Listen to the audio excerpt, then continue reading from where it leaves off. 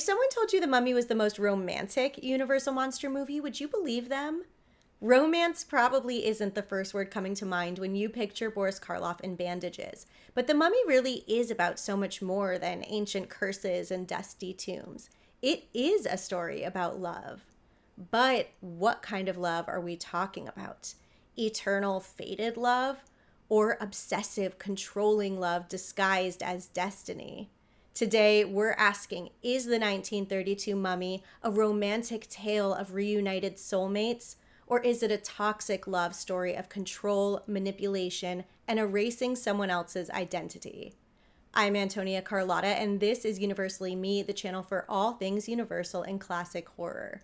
My family started Universal Studios, and they made the Universal monster movies, including The Mummy. Let's rewind. The Mummy opens with the accidental awakening of Imhotep, the ancient Egyptian priest mummified alive for trying to resurrect his love, Princess Anck-es-en-amen. Thousands of years later, a new expedition stumbles across his tomb, reads from the Scroll of Thoth that specifically warns not to read it, by the way, very, very clearly, and Imhotep comes back to life. Cut to 10 years later, Imhotep has been living incognito as a modern-day Egyptian named Ardith Bey.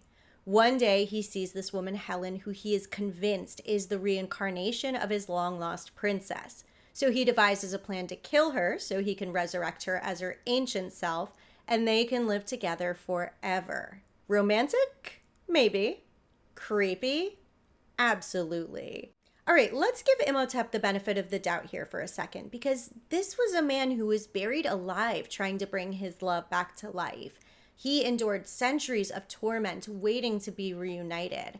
So when he finally sees her again, or at least someone who looks like her, I can imagine that it felt like fate was throwing him a second chance. The movie leans into this. There are soft close-ups, romantic lighting, there are flashbacks to their ancient lives, and Helen, even for a time, remembers her time as Princess Anck-es-en-amen.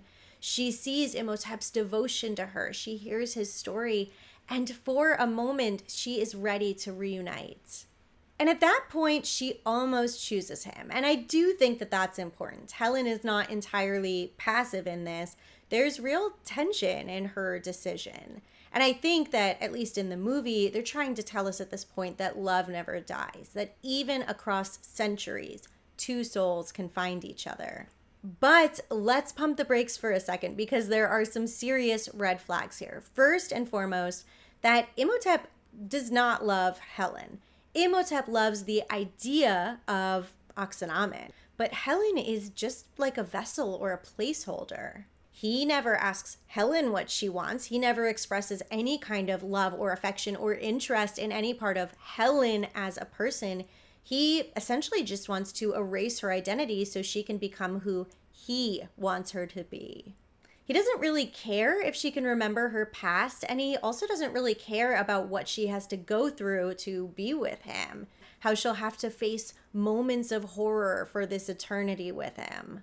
I'm pretty sure I already answered the question of love versus obsession, but just in case it's not entirely clear, let's take a closer look at Helen. So Helen has kind of two identities. There's Helen, the modern-day Egyptian with emotions and autonomy. And then there's Anck-es-en-amen, this idealized figure from Imhotep's past. And the film shows Helen struggling between these two identities. And that conflict is where the horror lies. In one scene, she says that even though she might love Imhotep, she can see that he belongs with the dead and she wants to stay living, even in this strange new world that she's living in. And I think that's big. That's really this insistence that despite who Imhotep says she is, she's not just his fantasy. She wants to be her own person. But the horror of it is that for all intents and purposes, he's nothing more than a walking, talking corpse, and he is ready to take that entire self away from her, all in the name of love. So why tell the story this way? Why frame obsession as romance? Well, you have to remember, this is 1932. Dracula had just come out a year earlier, and in many ways, The Mummy was a remake in spirit. Universal was doubling down on Dracula's success by trying to create this like seductive monster or an undead lover. Both films feature ancient men with hypnotic powers who will do anything to claim the women they're fixated on. Both films blurred the lines between danger and desire. Of course, a big reason the movie works so well is because of Boris Karloff. His Imhotep is not just a monster. He's tragic and elegant. He has this quietly menacing quality. And the way he speaks, almost in a whisper sometimes, so slow and serious. And his movements are stiff like a statue, like he could literally crumble at any second. Boris Karloff sells the heartbreak and the longing. You almost sympathize with him at times until you remember what he's doing. But I mean, I watched the movie a ton of times before I really realized how twisted it was, and I'm still not convinced that the mummy himself realizes.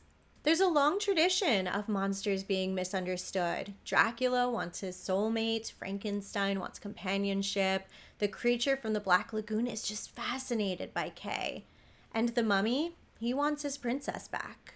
But a love that requires the destruction of someone's identity, that can never be love. That's nothing more than possession. And the mummy flirts with both, and it plays with a lot of tropes that we're much more easily able to see these days as problematic. Like the idea that if somebody's your true love, it's somehow okay to override their free will, or that somehow destiny is more important than consent. But by the end of the film, they don't let Imhotep win. Helen reclaims her powers, Imhotep does indeed crumble to dust, and I guess neither toxic love nor romance win. Agency does. So is The Mummy a romantic love story or a cautionary tale about obsessive, controlling love? I think it's both.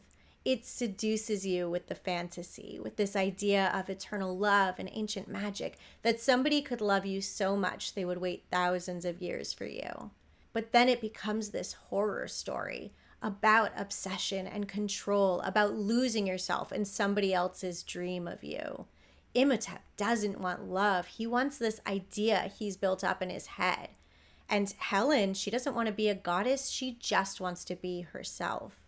But that's part of what makes this movie so scary and so enduring. It takes something like love and it shows you how easily it can be twisted into something monstrous. So what do you think? Was Imhotep a tragic romantic figure just trying to reunite with his soulmate?